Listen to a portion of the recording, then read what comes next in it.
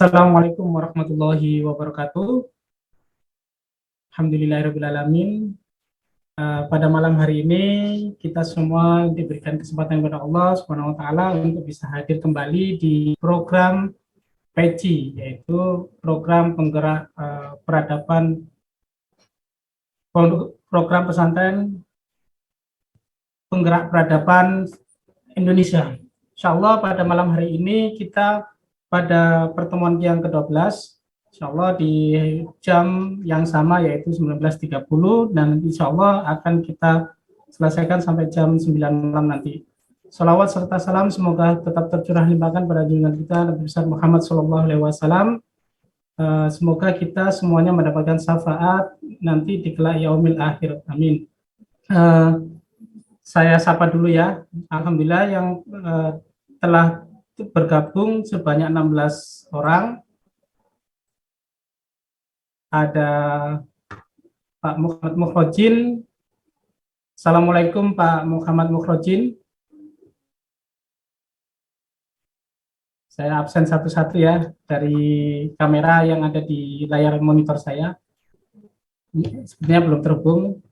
Selanjutnya langsung kita ke Mas Ahmad Prawoto. Assalamualaikum warahmatullahi wabarakatuh, Pak Prawoto. Bagaimana kabarnya? Assalamualaikum warahmatullahi wabarakatuh. Ini Zoom-nya triple ini malam ini. Bersamaan nih, luar biasa. Hari ini memang banyak sekali yang kegiatan Zoom bersamaan gitu ya. Ini loh, triple. HP-nya, komputernya, laptopnya. Masya Allah, tabarakallah ta'ala. Ya. Terima kasih pada Pak Prawoto yang sekiranya untuk hadir sampai ke pertemuan ke-12 ini. Kemudian ada wali kelas, ketua kelas kita, Kang Cucu Haris, yang insya Allah malam ini sedang dalam perjalanan. Assalamualaikum Kang Cucu. Oh, dimut ya. Waalaikumsalam warahmatullahi wabarakatuh. Masya Allah, hati-hati di jalan. Perjalanan kemana ini Kang? Ini lagi perjalanan kembali ke hotel. Tadi habis dijamu sama tim dari Dinas Perdagin Kabupaten Lebak. Masya Allah, hati-hati Kang, semoga selamat sampai di tujuan. Jumpa lagi nanti di kesempatan lain waktu. Selanjutnya saya sapa ke Mas Al Wahidul Mubarok. Nah, insya Allah. Assalamualaikum Mas Al. Lagi di Jogja atau sudah di Kediri ini? Waalaikumsalam. Masih di Jogja di teras. Masya Allah. Di mana? Di teras dakwah? Iya, di teras dakwah. Kebetulan di bawah ada ngaji ini. Ya, langsung sekalian ngaji belajar asyik di teras dakwah. Masya Allah, Masya Allah. Langsung sekalian belajar ke Ustadz Ahib. Masya Allah. Iya, mumpung di Jogja. Profesinya seperti apa ini? Program penggerakannya. Kemudian ada Bu Fuaida di Pasuruan. Assalamualaikum warahmatullahi wabarakatuh, Bu Faida. Waalaikumsalam. Ini triple zoom juga ini. Ini yang mana nih? Ya. Lebih dari 4 kali. Kedengeran kah suaraku? 4 kali. Ya, Sepertinya ada sedikit kendala dengan suara. Itu atau masing-masing PU nanti. Assalamualaikum Bu Faida. Perbed saja. Waalaikumsalam warahmatullahi wabarakatuh. Suaraku kedengeran ya? Sudah di Pasuruan atau masih keliling ke Al-Falah Sragen ini? Online nanti. Udah di Pasuruan Mas, alhamdulillah baru pulang dari Malang. Ini hari ini triple zoom malam ini. Nah, teknisnya nanti Allah-Allah. Apa insight yang didapatkan kemarin ketika di Al-Falah di Sragen itu? Mungkin bisa diceritakan sebentar mungkin? Masya Allah, ini panjang ceritanya nih. Jadi kalau di Pondok A5, itu suaranya agak sedikit kecil ya. Ini kedengaran suaraku ya? Halo? Ya, silakan.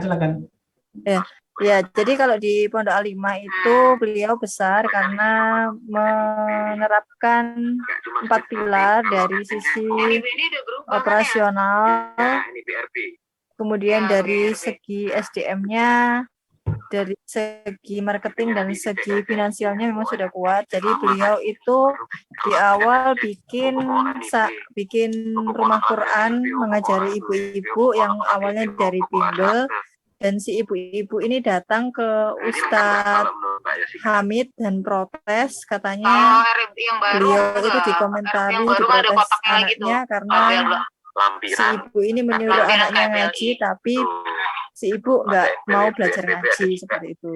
Dan dari situ Ustadz Hamid terketuk dan ingin membuka rumah Quran, dan karena terkendalanya tempat, Ustadz Hamid ini mengadakan ngaji di teras rumahnya.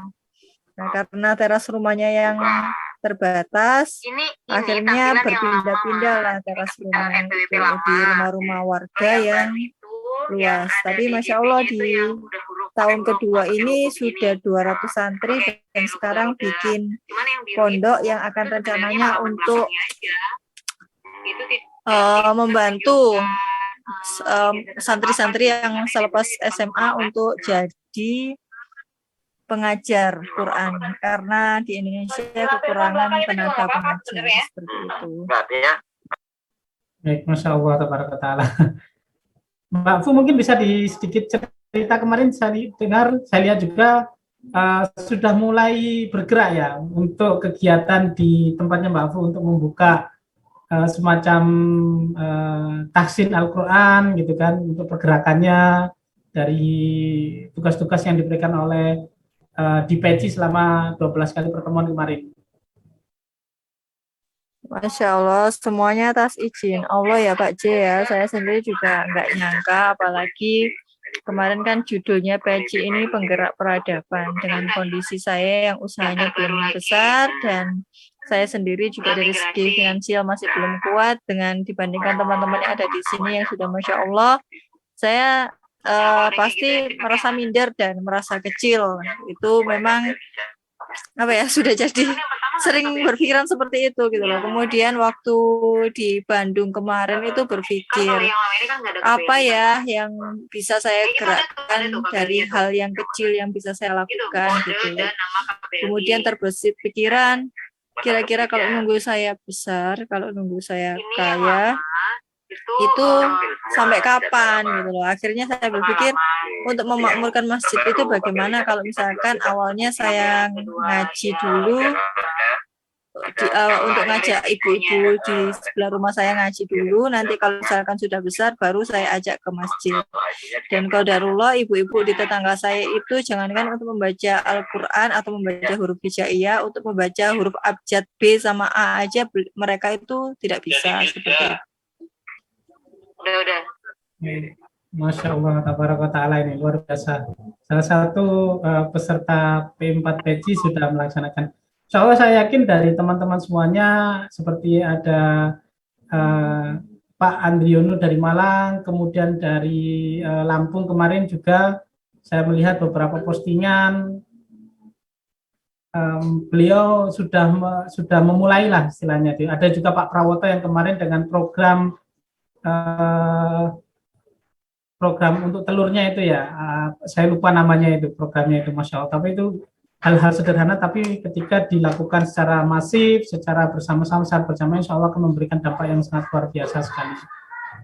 Di sini ada Mas Dimas yang dari Jember, saya lihat kemungkinan sedang perjalanan menuju kemana ini, monggo. Ke Jogja, Pak Jainuddin. Oh, ke Jogja. Ya, mau ke Real Masjid. Oh, Masya Allah. Sekalian jemput orang tua. Baik. Mungkin Mas Dimas mungkin bisa diceritakan sejenak terkait dengan kegiatannya di Jember kemarin. Saya lihat ada sempat ada pergerakan di sana, mungkin bisa diceritakan kepada kami agar menjadikan insight untuk kita semuanya. Oke. Kalau di Jember kami ikut gerbongnya Kiai EN. Jadi kemarin ada Hijrah Peduli Jember.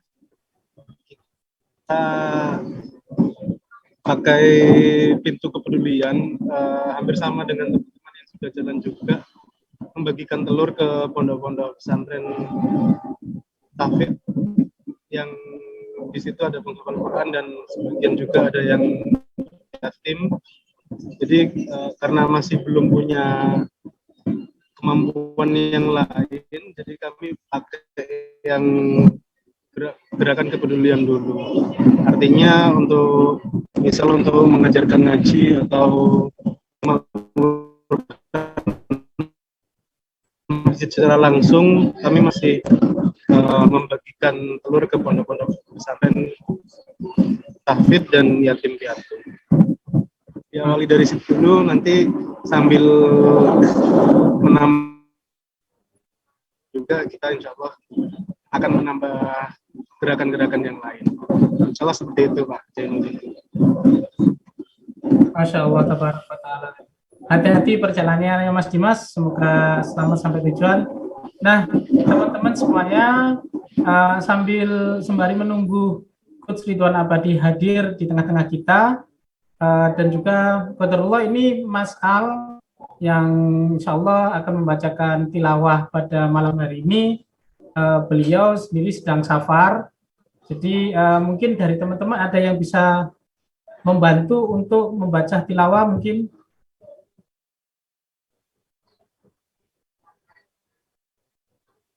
Sembari nunggu Mas Al masuk ke travel.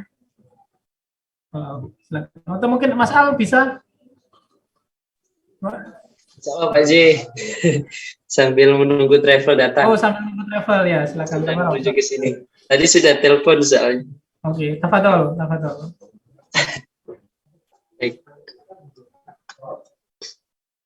Insya Allah saya akan membacakan surat Az-Zumar ayat 1 sampai ayat 10. A'udzu billahi minasy syaithanir rajim. Bismillahirrahmanirrahim. Tanzilul kitabi minallahil azizil hakim. Inna anzalna ilaikal kitaba bil haqqi fa'budillaha mukhlishan lahuddin. Ala lillahid dinul khalis walladzina ittakhadhu min dunihi awliya ma na'buduhum illa liyuqarribuna ila Allahi zulfa innallaha yahkumu bainahum fima hum fihi yakhtalifun innallaha la yahdi man huwa kadhibun kaffar. لو أراد الله أن يتخذ ولدا لاصطفى مما يخلق ما يشاء سبحانه هو الله الواحد القهار خلق السماوات والأرض بالحق يكور الليل على النهار ويكور النهار على الليل وسخر الشمس والقمر كل يجري لأجل مسمى ألا هو العزيز الغفور ألا هو العزيز الغفار خلقكم من نفس واحدة ثم جعل منها زوجها وأنزل لكم من الأنعام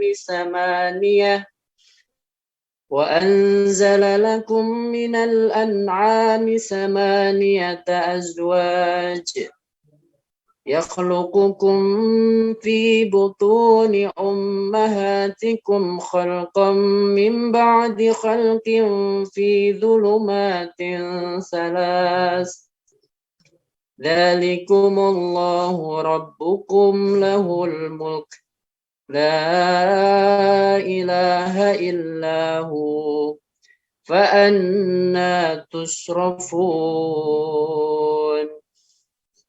صدق الله العظيم.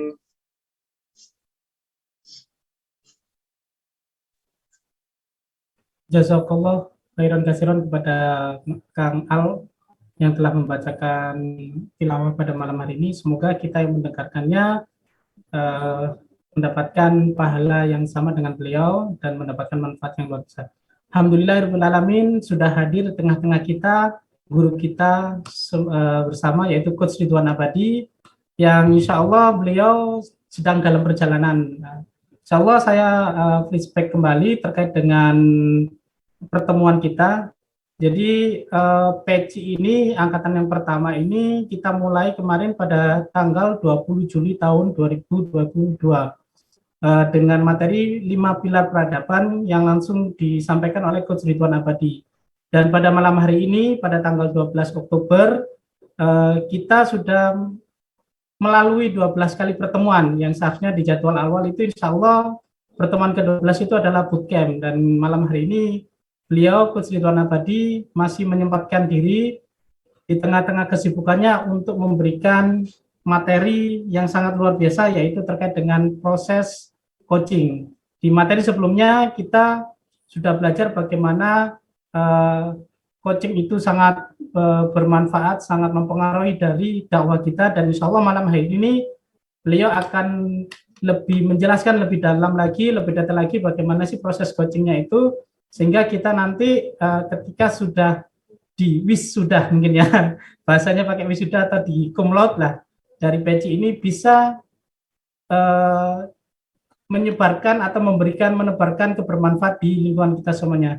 Baiklah, tanpa berpanjang lebar waktu lagi, kita undang beliau, Coach Ridwan Abadi, untuk bisa memberikan materi pada malam ini. Kepada Coach Ridwan Abadi, kami persilakan.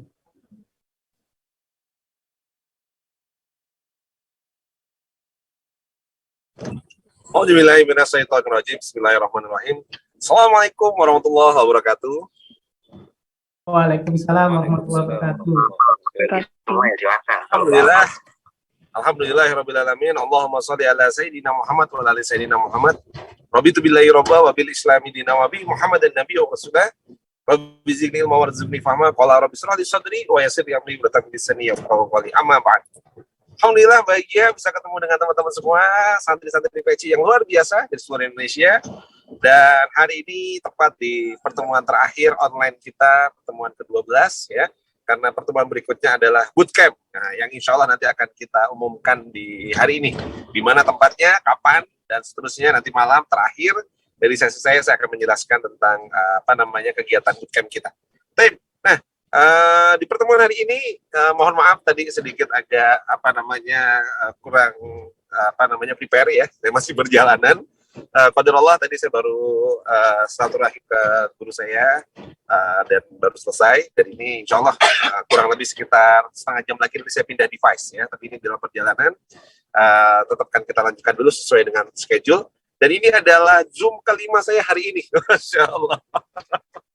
Jadi kemarin saya masih coaching di klien, salah satu klien saya di Yogyakarta, di Ali Bakery dari jam 8 pagi sampai jam 10 malam. Jam 10 dari Jogja akhirnya bertolak ke Malang ya, dan sampai Malang alhamdulillah jam 4 pagi, jam 4 subuh. Jam 4 subuh, jam 5 sudah ngisi kajian ngopi pagi hari ini tadi.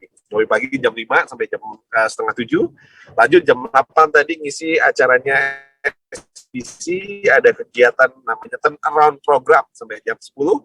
Jam 10 sampai jam 12 tadi ngisi acaranya Quantum Leap Program. Ada MVP, Management Development Program, dari beberapa perusahaan juga yang ikut program.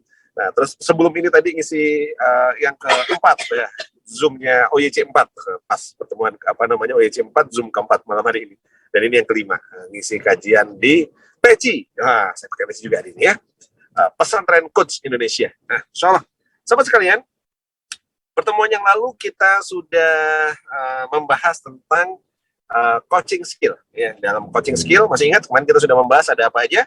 Ada 4 poin yang nanti kita akan bahas dan sudah 2 yang kita bahas di pertemuan sebelumnya. Nah, hari ini saya akan membahas item yang ketiga, yaitu namanya coaching proses. Ya, jadi sebelumnya kita sudah membahas tentang coaching skillnya. Nah, sekarang kita bicara tentang coaching proses.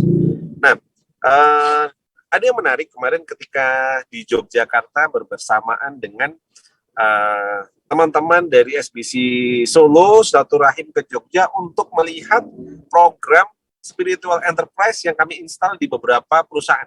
Jadi ada Kota Gede Jewelry ya yang juga menginstal program spiritual enterprise, terus lanjut ke Ascom, Asger Corporation, ada sebelah Asger Soto Jogja Ciawi, dan juga sudah menginstal spiritual enterprise, dan juga ke Ali Bakery ya yang sudah menginstal spiritual enterprise. Nah, dari silaturahim kemarin kita mendapatkan banyak insight. Ya. Jadi ketika kita bisa mampu dengan powerful menggunakan coaching skill dan juga kita bisa memahami proses coachingnya, ini akan menjadi satu pendekatan untuk kita meng-approach, memberdayakan dan juga menginstal program-program yang baik, program-program kebaikan. Nah, kalau kemarin kita sudah membahas tentang coaching skillnya, malam hari ini izinkan kita lanjutkan materi kita berbicara tentang proses coachingnya. Nah, jadi bagaimana sih sebenarnya proses coaching itu?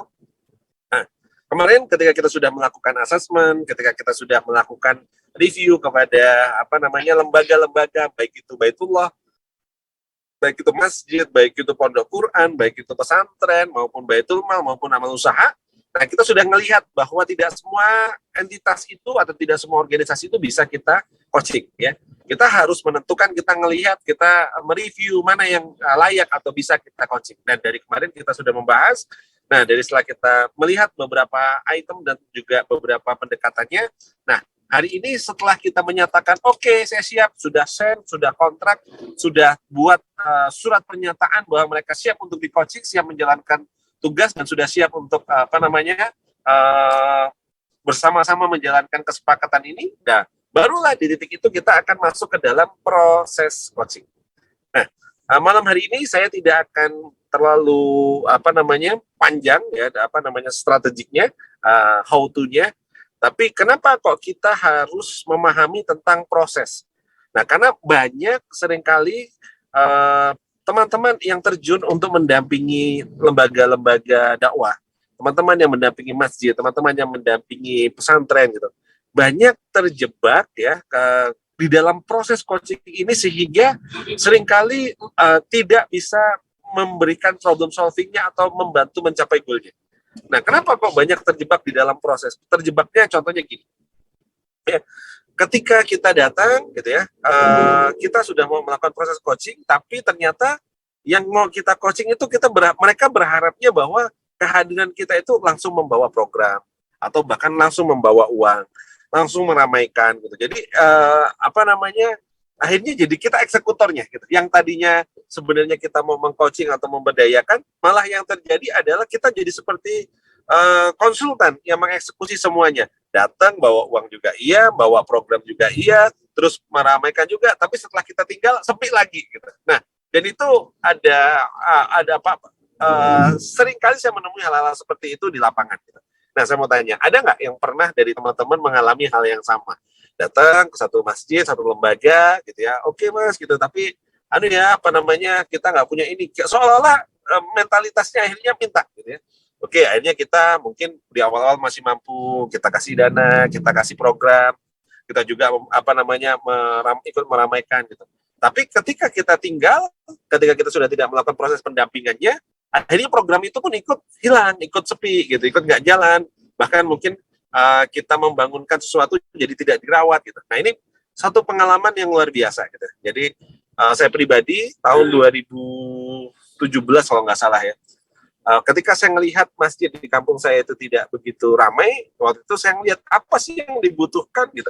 Ketika saya ngobrol dengan beberapa jamaah, mereka bilang butuh tempat wudhu yang lebih baik gitu ya. Nah, kenapa? Karena tempat wudhu yang sekarang itu kurang layak misalnya. Halo. suara saya putus-putus atau jelas, teman-teman? Jelas, Coach. Jelas ya? Oke, lanjut berarti ya. Lanjut. Soalnya sepertinya videonya kok terputus-putus. Nah, saya tahun 2017, kalau nggak salah, waktu itu akhirnya dengan anggaran alokasi sedekah, kita membangunkan bangunan tempat untuk marbot dan juga tempat wudhu waktu itu. Nah, ini kita buat yang bagus dengan ya standar yang sudah sangat baik lah menurut saya saat itu. Nah, pada saat itu saya berpikir, wah ini kalau sudah dibuatkan apa yang diinginkan sama jamaah, insya Allah nanti jamaahnya jadi rame. Gitu. Nah, ini jadi konsultan kan, yang tadinya kita harus memberdayakan, di situ kita akhirnya men-take over masalahnya, kita kerjakan.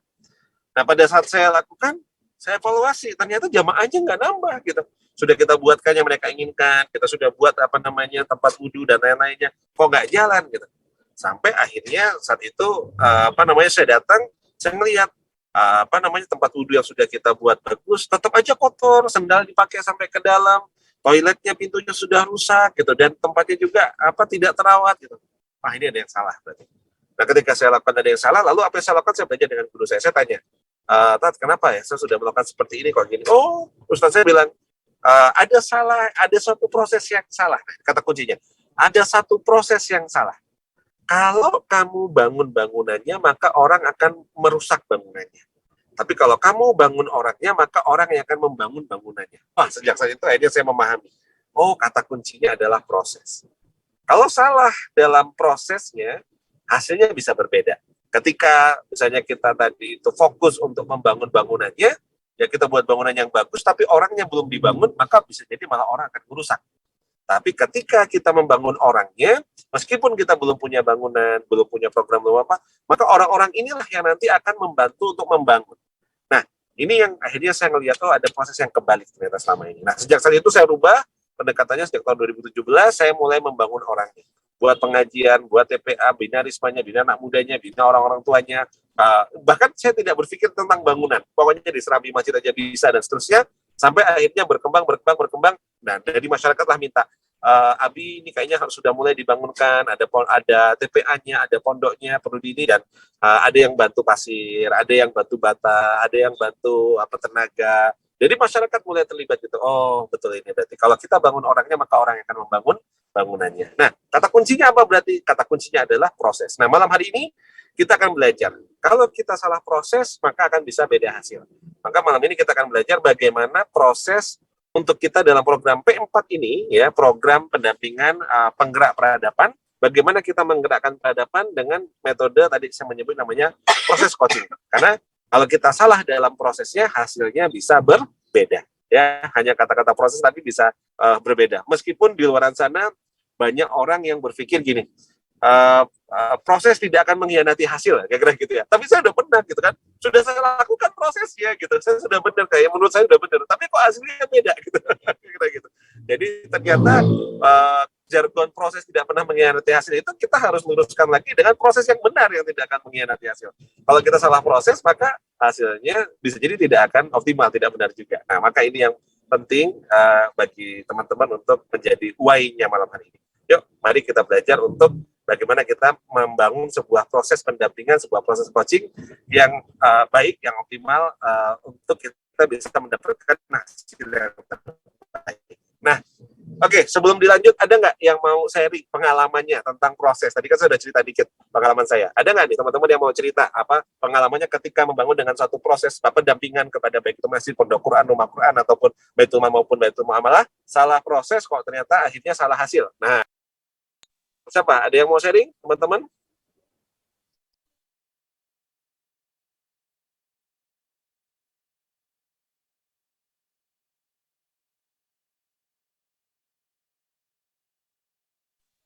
Belum ada?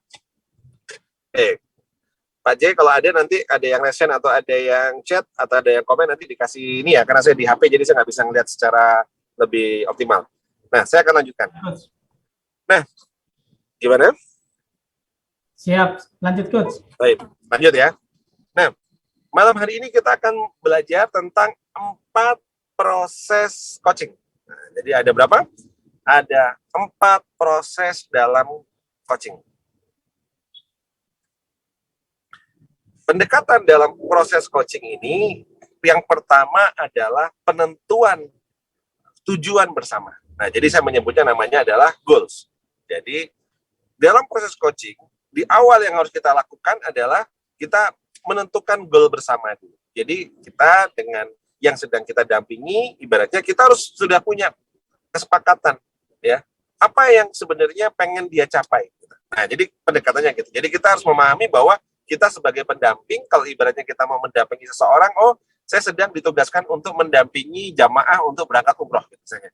Maka kan pasti itu sudah jelas tujuannya adalah umroh, dan kalau bisa berangkat pulang selamat dan semuanya. Nah, itu tujuan, gitu ya.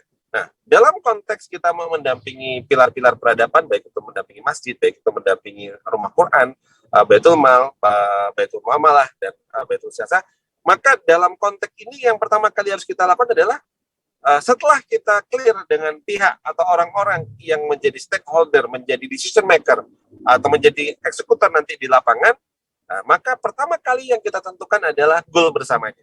Start from goal. Ya, jadi G-nya itu adalah dalam konteks bahasa sederhananya itu adalah desire state, ya, DS ya, boleh disingkat dengan DS atau desire state, kondisi ideal yang ingin dicapai. Kira-kira gitu. Saya ulang ya, kondisi ideal yang ingin dicapai. Ini prosesnya. Jadi kalau misalnya kita sedang mendampingi masjid, kita harus ngobrol dengan takmirnya, bapak-bapak takmir, teman-teman semua, apa sih yang pengen dicapai dari program pendampingan kita selama 6 bulan ini, atau dari program pendampingan kita selama setahun ini. Nah, teman-teman harus bisa dapatkan satu tujuan bersama. Jangan sampai nanti takmir A bilang, wah kita pengen masjid kita rame. Takmir B bilang, kalau kami pengennya ada pembangunan, punya tower gitu. Takmir C bilang, kalau kita pengennya punya program yang banyak. Takmir D kita bilang, harus punya kas yang banyak dulu gitu. Ini nggak ketemu. Karena kita nggak tahu mana yang kira-kira mau kita jadikan tujuan bersamanya. Nah, maka apa yang harus dilakukan? Pertama kali kalau kita diminta untuk kita mendampingi, maka baik itu masjid, baik itu rumah Quran dan seterusnya, kita harus tahu dulu tujuan bersamanya apa. Ya, boleh dicatat ya. Bahasanya boleh goals, bahasanya boleh tujuan bersama, bahasanya boleh desire state-nya. Nah, ini menjadi satu yang harus benar-benar di awal kita sepakati bersama. Sehingga apa? Ukuran keberhasilan dalam program pendampingan kita selama 6 bulan ke 1 tahun, kita mendampingi, itu clear, jelas. Apa yang mau kita tuju? Oh, kita pengen mencapai apa? Nah, itu harus sejak awal sudah benar-benar kita kunci dulu. Gitu. Jadi, angkanya dan juga, jadi saya membagi dalam goals ini dalam 2, goal secara kualitatif dan goal secara kuantitatif. Secara kualitatifnya apa, kualitasnya, dan secara kuantitasnya ukurannya apa. Jadi misalnya contoh, ini contoh goal yang sudah spesifik. Misalnya, kalau mereka masih bingung, suruh diskusi dulu, suruh dialog dulu sampai ketemu. Misalnya, oh kita pengen masjid ini jadi makmur. Nah, contohnya gitu, itu secara kualitas. Makmur dengan program-program. Oke, clear ya. Jadi goalnya adalah memakmurkan masjid dengan banyak program. Lalu kuantitatifnya dikunci. Kuantitatifnya apa? Berapa banyak program atau berapa banyak jamaah. Jadi kan kalau makmur itu ukurannya 2. Bisa yang dikunci adalah KPI-nya adalah pada jumlah programnya atau jumlah jamaahnya. Misalnya, oh makmur itu kalau setiap ba'da maghrib ada kajian dan jumlah jamaah yang ikut sholat masjid itu misalnya 4 saf penuh. Gitu. Nah, jadi artinya dalam situ konteks itu sudah jelas ukurannya apa. Ingat dalam membuat goal ada apa? Kualitatif dan kuantitatifnya. Kalau rumah Quran apa misalnya? Oh, kami pengen rumah Quran ini punya metode pengajaran yang baik dan profesional. Nah, oke, itu misalnya goals-nya. Kuantitatifnya dikunci. Oke, punya metode yang baik ini untuk berapa orang santri, ya, biar bisa diukur. Dia punya santrinya berapa banyak. Nah, profesional ini ukurannya apa? Dikatakan dia profesional. KPI-nya apa saja? Misalnya apakah nilai, apakah jumlah hafalan, atau yang lainnya. Nah, ini yang nanti kita harus sudah ukur. Oh ya, dalam 6 bulan atau dalam setahun, apa yang harus kita dampingi yang kira-kira di titik itu misalnya bisa diukur gitu ya, dan kita bisa tahu oke, progresnya seperti apa. Ini namanya goals. Kalau kita mendampingi Baitul Muamalah, maka lihat mungkin apa secara kualitasnya adalah kualitas program penyaluran dan pembinaan donatur, misalnya gitu. Oke, secara goal kuantitatifnya apa? Misalnya jumlah donasi, jumlah donatur, kira-kira gitu kan, atau jumlah program yang tersalurkan. Nah, kalau Baitul Muamalah lebih umum gitu kan, sudah pasti bicaranya kalau bisnisnya berarti ada mungkin bisa jadi kualitas dari produknya atau kualitas dari bisnisnya. Nah, nanti kuantitatifnya biasanya apa? Omsetnya atau profitnya atau yang lainnya, kira-kira gitu. Nah, ini yang pertama yang harus teman-teman dapetin. Ingat kata kuncinya apa? Proses yang pertama, goals-nya apa? Kira-kira gitu ya. goals-nya apa, dan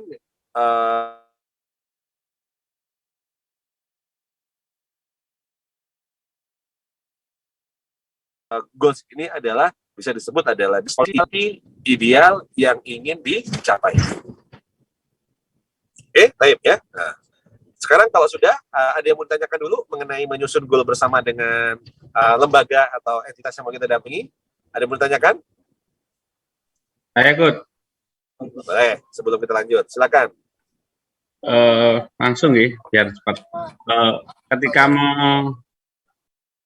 Ketika menentukan goal itu perlu diskusi bareng gitu ya. Jadi kita dampingi atau perlu ada hal teknik khusus pakai assessment atau bagaimana, sehingga nanti atau dibiarkan ini ya, silakan tentukan goal baru kemudian pertemuan lagi atau bagaimana efektifnya. Oke. Nah, secara efektifnya pada saat bootcamp, karena nanti kan dari 4 materi kita dalam coaching skill, nanti yang keempat adalah tools. Ada tools sebenarnya yang sudah saya susun nanti biar nanti bagaimana sih caranya agar pada saat penentuan goal itu bisa efektif gitu. Ada SMART goal, ada beberapa pendekatan yang mungkin kita lakukan dengan prompt assessment dan seterusnya. Tapi saya jawab dengan teorinya dulu pada malam hari ini. Pada saat menentukan goal seperti tadi yang saya sampaikan adalah kita membuat forum diskusi yang di antara orang yang mau kita dampingin ini kita gali pada mereka. Sebenarnya apa sih yang pengen dicapai? Itu kalau kita benar-benar paham ya, seringkali mereka itu kenapa belum besar, kenapa masih bermasalah, kenapa kok banyak yang akhirnya baik itu masjid, baik itu rumah Quran, baik itu pondok, baik itu yang lainnya kok nggak berkembang, karena mostly mereka nggak punya goal gitu. Nggak punya goal yang clear, nggak punya goal yang spesifik gitu. Maka pertama kali dalam proses coaching itu tugas kita adalah apa? Tugas kita adalah menyamakan persepsi tentang goalnya. Nah, goal ini nanti kalau dalam konteks SMART nanti di bootcamp saya sampaikan kan ada salah satu specific, measurable, realistic. Nah, jadi dalam SMART itu ada kata-kata realistic. Nah, saya sering kali ketemu dengan beberapa entitas ketika saya tanya pengennya apa? Menjadi lembaga filantropi terbesar di Indonesia. Oke, baik, mantap, cakap kata saya. Lalu saya tanya, emang sekarang lembaga filantropi terbesar di Indonesia siapa gitu? Nah, dia bingung tuh udah mulai garuk-garuk. Siapa ya? Nah, kayaknya ACT atau Rumah Zakat atau apa gitu. Dan banyak yang sudah mulai nggak paham juga di situ. Oke, saya tanya lagi. Oke, kalau misalnya menyebut ACT, saya langsung tanya, ACT ada berapa cabang ya? Ada program apa aja? Terus berapa pendapatan donasinya per tahunnya? Udah stuck dia. Nah, berarti dalam konteks itu mereka nggak paham dengan goal yang pengen dicapai gitu. Jadi tugas kita mengarahkan. Oke, teman-teman pengen apa? Apa yang pengen dicapai? Kalau misalnya kayak tadi, misalnya ketemu dengan Baitul Mal, menjadi lembaga filantropi atau menjadi lembaga penyalur dari dana umat dan seterusnya, itu kita sudah harus spesifikkan dari awal apa yang mau mereka kejar gitu. Dan itu kita harus arahkan dengan tools. Nah, ini sebenarnya materi pada saat bootcamp nanti. Misalnya kita kejar sampai ke ranah yang sangat spesifik, kan soal SMART itu. Kita buat ukuran-ukurannya, measurable-nya apa ukurannya. Terus yang ketiga, realistik atau enggak. Nah, caranya ngukur realistik atau enggak, apa yang kita lakukan? Kita lihat current situation-nya nanti, kondisi hari ininya gimana. Nah, kalau tadi jumlah jamaahnya berapa, kalau tadi misalnya penerimaan zakat, infak, sedekah dan wakaf berapa, kalau misalnya tadi rumah Quran jumlah santrinya berapa, kalau bisnis profit sebelumnya berapa. Nah, dari sanalah kita akan ngelihat itu realistik atau enggak gitu. Nah, salah satunya di situ. Terus yang kedua, kita ngelihat resource yang mereka punya, sumber daya yang mereka punya. Nah, tugas kita di titik ini mengarahkan Pak Prawoto. Kenapa? Karena teman-teman akan ketemu nanti ini yang unik di lembaga sosial. Mereka seringkali dari awal memang mindsetnya nirlaba. Jadi kadang suka pokoknya easy going, yang penting jalan, jarang berpikir secara profesional, menentukan norm, menentukan angka, menentukan goal gitu ya. Yang kedua, kita seringkali ketemu dengan orang-orang yang memang dibesarkannya lingkupnya bukan lingkup profesional, tapi lingkupnya adalah lingkup dunia pondok, dunia kesantrian gitu, yang seringkali akhirnya pokoknya intinya samina wa ta'na, jadi tidak terbiasa dengan menentukan target, menentukan goal. Pokoknya saya ikut apa kata kiai. Nah, itu juga tantangan tersendiri. Dan yang ketiga, kalau kita ketemu dengan masjid yang memang masyarakat umum yang megang, kita seringkali ketemu dengan orang-orang post power syndrome.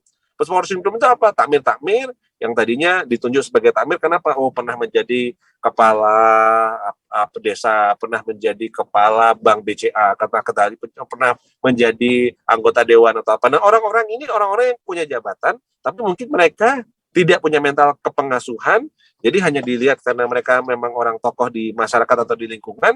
Nah, tapi akhirnya mereka tidak mampu dieksekusi. Kenapa? Di tempatnya mereka yang lama, mereka punya infrastruktur yang bisa ditunjuk, diarahkan gitu. Ketika ketemu dengan masjid, masjidnya ternyata pengurusnya beberapa sesama orang kuat yang nggak mau saling dipimpin, atau akhirnya malah sibuk akhirnya untuk di antara takmir ini yang sama-sama post power syndrome untuk mengambil kekuasaan. Nah, ini yang menjadi problem kebanyakan. Nah, maka apa yang harus kita lakukan? Nah, kita harus nge-breakdown. Ayo duduk bareng, ayo apa yang mau dikejar, apa yang mau dicapai, goalnya apa bersama. Nah, itu yang menjadi KPI yang pertama bagi teman-teman semua. Dapat poinnya kira-kira Pak Pra? Ya, Coach. Dan itu dipastikan ngomongnya pada orang yang benar, Coach ya. Yang mana pengambil keputusan di situ ya. Jangan sampai. Ya, itu yang tadi di awal saya sampaikan, stakeholder, pengambil keputusan. Nah, kalau nggak pengambil keputusan, ya bisa dibilang hampir percuma atau hampir sia-sia. Nah, Siap, jadi terima kasih. ini menjadi kuncinya di sana. Ya, jadi pokoknya siapa yang mau didampingi. Nah, jadi itu yang harusnya. Dan yang didampingi kalau bisa adalah memang orang yang punya power ya, atau punya kemampuan untuk mengambil keputusan. Baik. Izin saya kurang lebih sekitar 5 menit untuk pindah device ya. Jadi saya sudah sampai ke rumah ya. Jadi izin 5 menit saya inikan dulu. Pak J, saya kembalikan untuk mengumpulkan pertanyaan. Baik, teman-teman semuanya, jika ada pertanyaan terkait dengan proses coaching atau proses pengasuhan seperti apa nanti yang akan dihadapi teman-teman, atau mungkin barangkali teman-teman sudah melaksanakan coaching di beberapa tempat, misalnya di pondok, di rumah Quran, atau di beberapa yayasan, bisa nanti raise hand atau bisa langsung isi di kolom chat yang di Zoom ini. Jadi nanti kita akan sampaikan kepada Coach Ridwan Abadi, dan insya Allah beliau akan membahas satu persatu. Baik, sedikit mereview. Di pertemuan 11 kemarin, Coach Ridwan menyampaikan ada 4 hal yang penting dalam proses atau coaching skill. Yang pertama yaitu memahami coachnya. Yang kedua adalah personal coachnya, memahami diri kita siapa, personal coachnya kekuatan kita di mana. Kemudian malam ini kita membahas terkait dengan proses coaching, dan nanti ada penugasan terkait dengan penguasaan tools-nya itu. Nanti insya Allah Coach Ridwan akan membahas satu persatu. Dan dalam proses coaching ini kita perlu menentukan tujuan atau desired state-nya seperti apa, goal atau kondisi ideal yang akan dicapai. Ini mirip sekali dengan ketika kita jika kita menentukan goal dari bisnis kita atau bisnis plan kita ke depannya seperti apa, dan juga harus smart ya. Kemudian silakan teman-teman yang ingin bertanya bisa raise hand atau kolom chat. Coach Ridwan, apakah sudah siap untuk lanjut?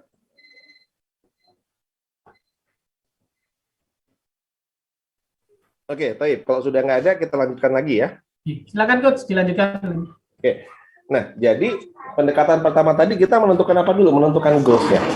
Nah, setelah kita menentukan goals-nya, jadi di poin pertama tadi udah clear. Maka yang kedua yang harus kita lakukan itu kita harus menggunakan pendekatan namanya memahami realitinya. Nah, jadi memahami realitas.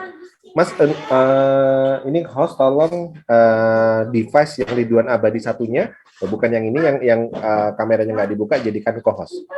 Saya mau nge-share.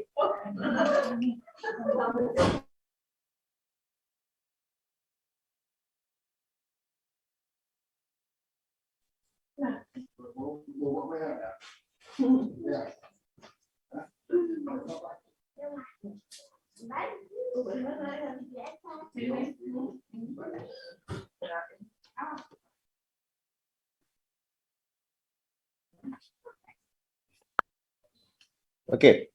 Nah, jadi tadi kita berbicara tentang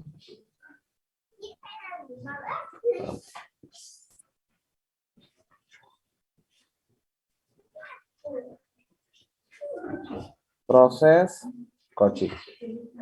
Nah, Di dalam proses coaching ini, kita mendampingi baik itu di dalam 5 pilar tadi, maka apa yang pertama kali harus kita lakukan? Nah, tadi kita memahami namanya apa? Namanya goals. Goals ini, atau kita sering menyebut, tadi saya menyebutnya namanya desire state. Suatu kondisi ideal yang diinginkan oleh tim tadi. Tapi syaratnya bahwa goals ini dibuat oleh orang-orang yang memang kompeten, orang-orang yang memang dia di situ pengambil keputusan, pengambil kebijakan, atau orang-orang yang memang di situ memang sudah sudah komit dengan kita untuk kita dampingi. Nah, ini yang pertama dulu.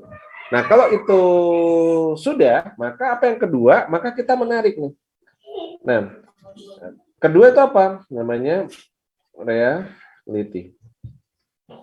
Nah, ini proses yang pertama, ini proses coaching yang kedua, kita menemukan reality.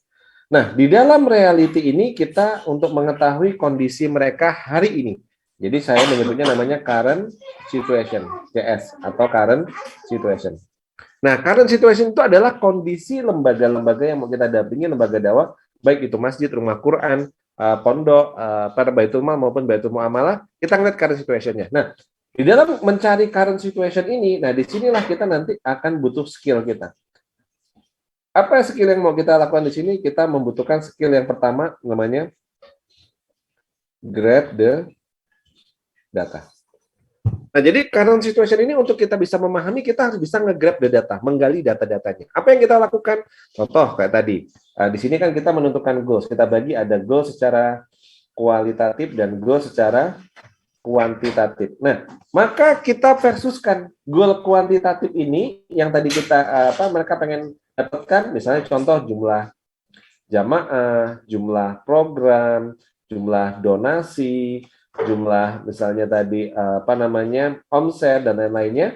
Nah, ini goals-nya, maka Anda tarik di sini ngelihat realnya, grab the data. Kondisi realnya seperti apa? Oh, kalau mereka di sini pengen punya jamaah banyak, punya ini, punya apa? Kita harus menggunakan prinsip bahwa apa yang disampaikan itu belum tentu benar. Nah, kira-kira gitu. Apa yang disampaikan itu bisa jadi adalah sesuatu yang dikonstruksikan. Karena semua orang pada saat awal pasti dia pengen terlihat baik, pengen terlihat perform, pengen terlihat optimal gitu. Nah, maka tugas kita apa? Menggali untuk mengetahui bahwa data-data tadi itu saya anggap salah ya, kira-kira gitu. Saya menggunakan prinsip praduga bersalah, bukan praduga tak bersalah. Menggunakan prinsip bahwa apa yang disampaikan itu dikonstruksikan gitu. Maka kita menggunakan pendekatan kayak ngupas bawang. Ngupas bawang itu kalau tahu bawang gitu kan, ini kan lapisan-lapisan kulitnya kan banyak. Nah, kayak kita keletai satu persatu, kita gali. Nah, toolsnya apa? Saat bootcamp nanti kita akan kasih. Sekarang saya menggunakan pendekatannya yang teman-teman biar mudah memahaminya. Istilah saya namanya apa? Grab the data. Jadi menggali data, cek datanya, minta laporannya, laporan keuangannya, laporan apa, segala macam. Nah, pendekatannya apa? Nah, ada 3 pendekatan yang bisa Anda lakukan untuk grab the data. Yang pertama namanya observasi. Observasi artinya apa? Melihat langsung. Nah, observasi artinya melihat langsung. Datang, duduk, melihat, tanya, ngobrol. Nah, itu namanya pendekatan observasi. Butuh waktu, butuh ini. Nah, tapi ini pendekatan yang paling efektif. Jadi saya biasanya kalau saya misalnya ada klien baru, entah itu baik itu masjid, rumah Quran, apa segala macam, yang pertama kali saya lakukan, saya datang dan saya observasi. Saya lihat dari apa yang tadi sudah disepakati di awal, saya tongkrongin dulu. Oke, beliau menyampaikan, oh jamaah kita existingnya 300. Saya datang, 300 itu di sholat apa ya? Gitu, sholat maghrib, datang sholat maghrib, dihitung jumlahnya, oh ternyata cuma 150.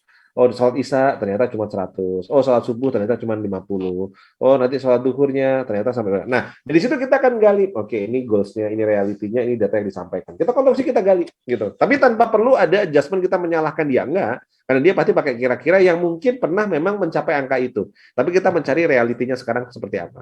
Kita observasi apa yang mereka butuhkan. Nah, ini contohnya. Yang kedua, bisa menggunakan apa? Bisa menggunakan analisa data. Nah, analisa data itu artinya apa? Jadi grab the datanya itu kita bisa menggunakan, kita minta collect datanya, misalnya kalau misalnya kayak di bisnis itu kita minta laporan keuangan 3 bulan terakhir, atau kita minta laporan jamaah, jumlah jamaahnya, laporan para donaturnya. Nah, kita minta dulu. Nah, kita olah datanya tanpa harus datang langsung. Artinya kalau kita nggak memungkinkan datang, kita bisa menggunakan pendekatannya adalah observasi. Kita lihat tadi yang pertama. Kalau nggak bisa, olah datanya aja. Nah, jadi ini kita bisa menggunakan apa namanya pendekatan yang kedua, analisa data. Dan ada pendekatan yang ketiga untuk grab the datanya. Apa proses grab the datanya? Kita bisa menggunakan pendekatan interview. Nah, jadi kalau observasi hanya ngelihat, kalau interview itu kita tanya langsung, tes tanya. Bisa tanya ke jamaah, tanya ke orang sekitar, tanya ke siapa gitu. Nah, ini ada 3 pendekatan. Ya, tanya sama sumber data, tapi kita harus tahu interview itu primer, sekunder, tersier. Sumber data primer, sumber data sekunder, sumber data tersier. Nah, kita validasi di sana. Nah, ini pendekatan yang nanti teman-teman akan bisa lakukan. Nah, untuk yang kedua, namanya apa istilahnya? Grab the data. Nah, untuk apa? Memahami realitinya. Nah, setelah datanya di-grab, baik dengan observasi, melihat langsung, baik dengan mengkolek, melihat apa, meminta data, ini maaf, ini bukan analisa sebenarnya, tapi kolek di data. Minta data, ini kolek. Jadi meminta data. Ya. Dan yang ketiga bisa dengan cara interview. Nah, setelah kita melakukan pendekatan yang pertama, untuk tahu realitinya, ada yang kedua. Apa yang kedua? Melakukan yang namanya validasi data.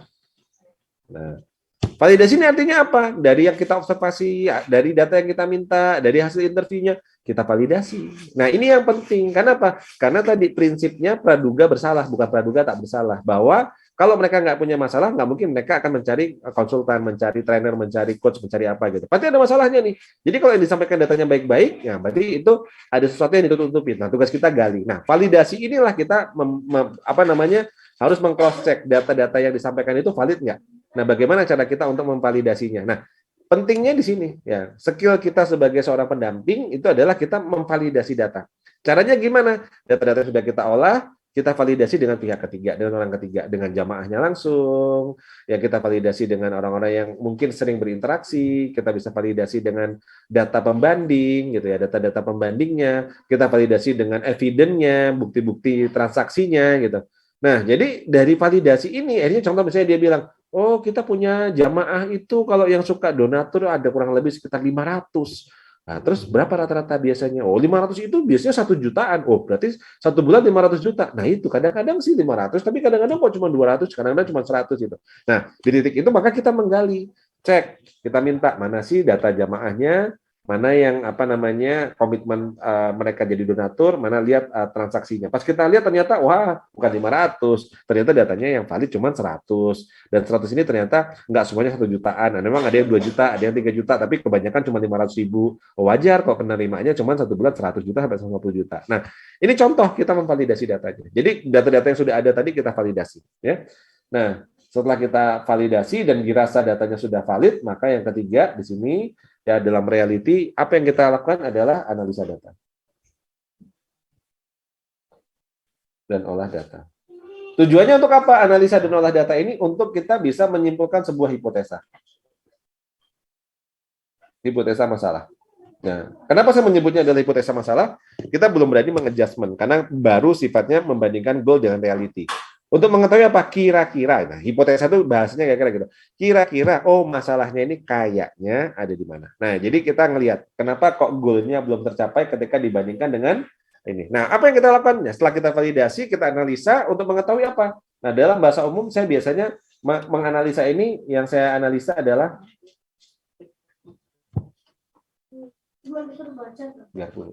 yang saya analisa itu adalah apa? Namanya variabel yang mempengaruhi. Ya. Variabel yang mempengaruhinya apa? Kira-kira gitu. Jadi istilah dalam bahasa bisnis yang umum kita namanya critical driver. Jadi critical driver atau measurement. Banyak pendekatan orang pakai bahasa bisnisnya, ada namanya measurement, ada yang namanya critical driver, ada yang namanya lead measure gitu. Jadi ini boleh beda-beda lead measure gitu. Tapi poinnya adalah variabel yang mempengaruhi. Nah, jadi ketika saya analisa, saya mencari variabel bebasnya apa, variabel terikatnya apa, kalau dalam bahasa umumnya gitu, X-nya apa, Y-nya apa, maksudnya ketika goal ini dipengaruhi oleh apa gitu. Oh, contoh jumlah jamaah itu dipengaruhi oleh apa sih gitu, jumlah donatur dipengaruhi oleh apa. Nah, saya validasi itu data-data itu semua, mana variabel-variabelnya. Nah, setelah itu saya cari, oh jangan-jangan ini belum optimal, karena kalau kita kan pakai analisanya biasanya pakai 4 pilar ya. Di dalam organisasi itu kita ngelihat apa aja 4 pilarnya. Nah, kita cari divisi yang berhubungan dengan In itu artinya income, input, apa segala macam. Kalau dalam desa bisnis itu biasanya sering disebut dengan divisi marketing and sales gitu ya. Nah, nanti yang kedua di sini adalah produk. Nah, yang menyiapkan produk, program dan lain-lain. Nah, nanti di sini kita ngelihat SDM. Nah, terakhir itu kita finance. Nah, analisa lagi 4 itu, problemnya di mana nih? Apakah proses inputnya, apakah produk dan programnya, apakah SDM-nya, apakah finance-nya. Nah, saya olah di situ 4 pilarnya. Dari situ muncullah nanti menjadi hipotesa masalah. Oh, kira-kira problemnya di mana munculnya. Nah, ini untuk apa? Reality itu kita mendapatkan data sampai dalam di sini. Nah, dari sini kita nanti akan tahu, oh, kira-kira kalau kayak gini masalahnya, oh, hipotesa saya perkiraannya problemnya adalah di SDM-nya. Oh, kira-kira problemnya kayaknya ini adalah di inputnya. Jadi inputnya kurang. Oh, ini kira-kira karena problemnya karena programnya nggak bagus. Oh, ini karena problemnya adalah pengelolaan keuangannya nggak bagus. Nah, kita nggak tahu. Tugas teman-teman mencari. Kira-kira begitu. Baik, ya, kita dapatkan yang nomor 2. Silakan kalau ada yang mau ditanyakan. Sebelum saya lanjut ke yang ketiga dan yang keempat. Baik, teman-teman silakan untuk bertanya.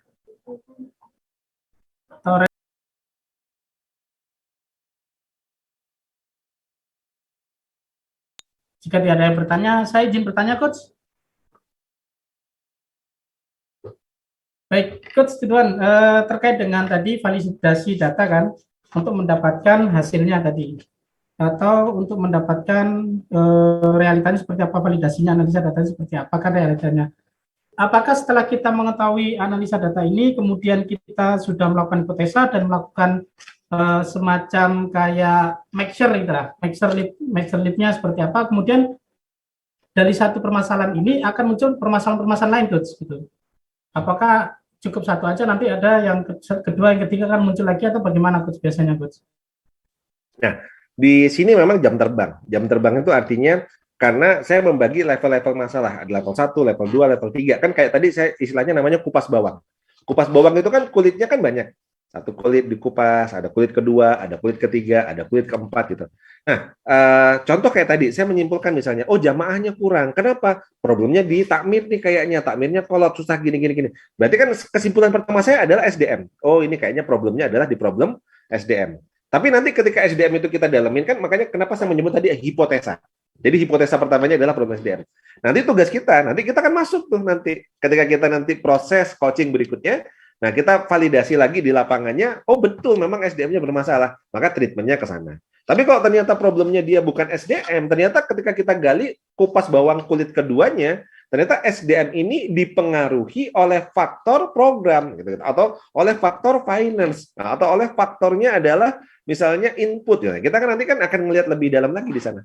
Nah, jadi pertama itu baru hipotesa. Karena kan kita baru sekedar reality kan, belum masuk proses coaching berikutnya. Baru grab the data, baru kita menghipotesa. Nah, hipotesa ini nggak boleh menjadi adjustment. Jadi kita nggak boleh menyimpulkan bahwa oh pasti masjid ini takmirnya kolot, nah, belum boleh kita. Oh pasti ini pondok ini metodenya salah, nggak boleh kayak gitu. Tapi kita sudah memiliki yang namanya hipotesa. Hipotesa kita apa? Nah, kira gitu. Dapat poinnya Pak Haji ya. Dan itu istilah saya namanya apa? Kupas bawang. Baru bawang keberapa. Kita nggak tahu itu bawang keberapa Anda. Kulit bawang keberapa yang sudah kita kupas. Karena esensinya nanti adalah menemukan inti dari masalah itu. Nah, itu skill seorang coach atau seorang pelatih nanti ada di sana.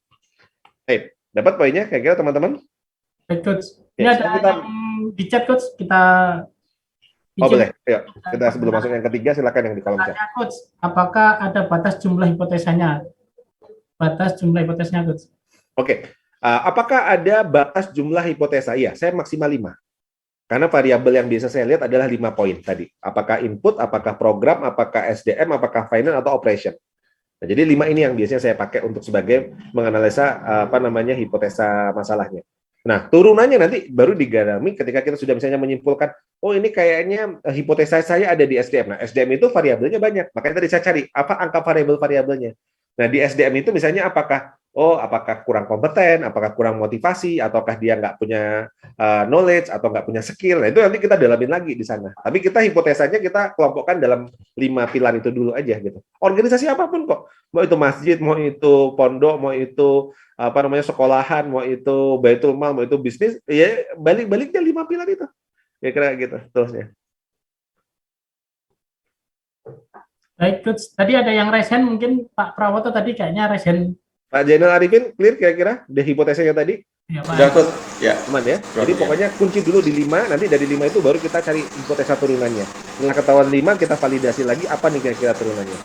Baik, ya. Berikutnya, silakan. Pak D, siapa lagi? Saya Coach nambah ya. Ya.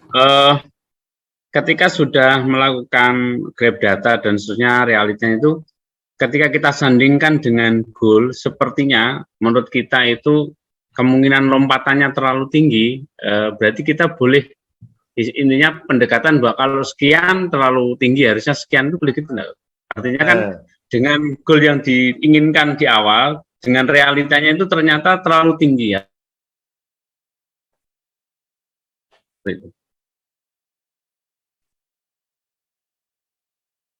Oke, saya udah dapat pertanyaannya.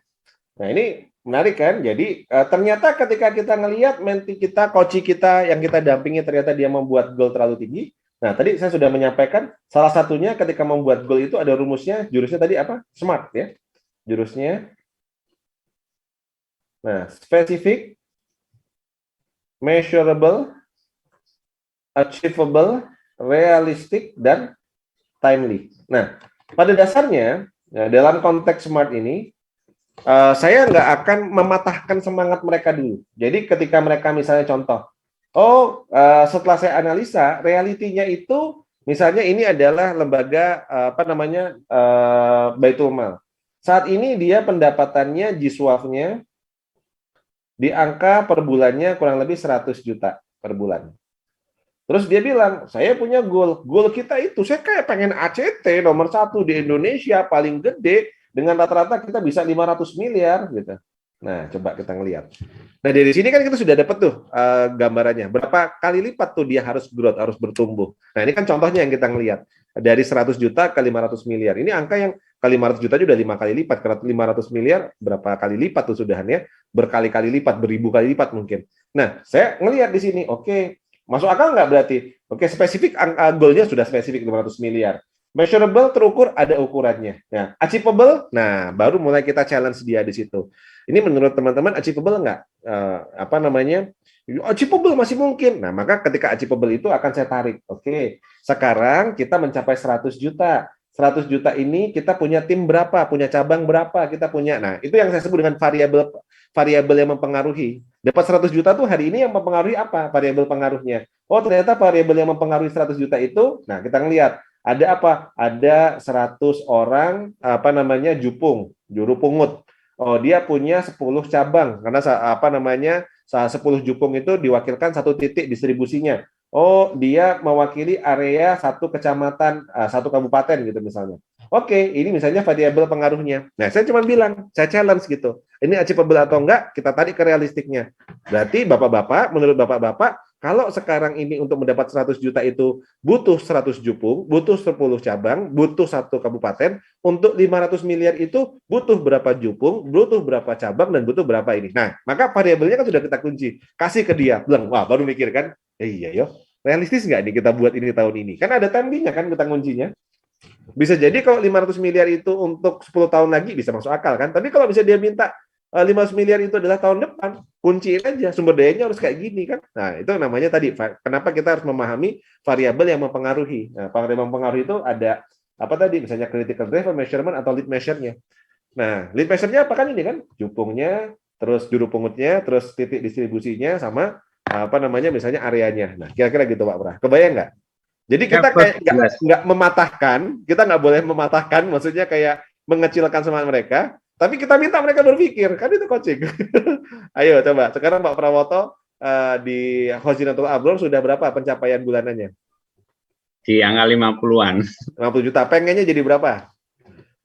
Ya di angka 150. 150, berarti 3 kali lipat kan, dari 50 ke 150. Nah, sekarang 50 itu didapatkan dari mana aja? Apa strategi yang sudah dilakukan? Nah, ini memahami tentang variabel mempengaruhinya. Apa aja nih? Dipengaruhi oleh apa? Jumlah apa?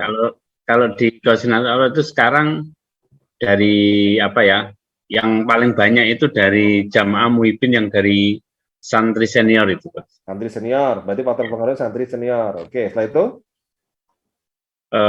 Kemudian ini apa orang-orang dekatnya yaitu yang sering ketemu, yang ketemu langsung itu Oke, dari santri senior sekarang bisa menghasilkan berapa misalnya?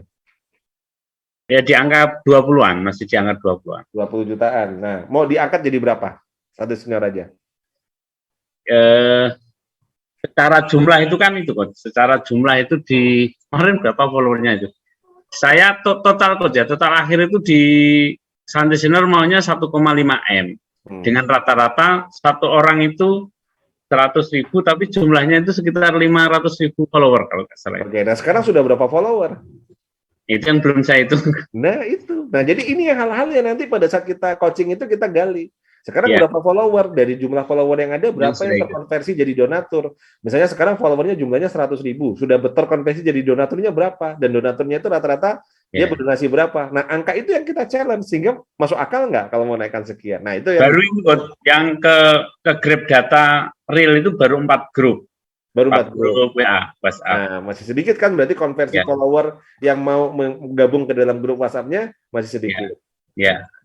Itu contohnya. Dapat poinnya ya, Pak Pra ya, berarti sampai sini. Siap, terima kasih. Nah, teman-teman sama. Jadi cara ngelihatnya kayak gitu, mendampingi, cek goals-nya, cek realitinya. Goals-nya harus smart, tadi lihat kualitatif, kuantitatif, realitinya kita grab di data, variabel datanya, analisa dan olah data untuk dapatkan hipotesa.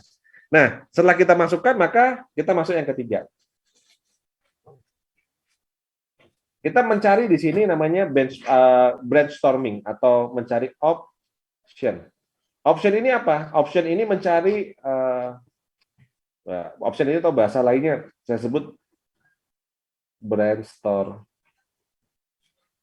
Brainstorming itu apa? Proses mencurahkan pikiran untuk mendapatkan ide-ide segar. Nah, ide segar, strategi mencapai hasil. Nah, jadi kalau kita sudah ketemu nih, misalnya, oke, kita sudah ketemu timnya, oke, goals-nya sudah ketahuan, 500 miliar, kondisi realitinya 100 juta.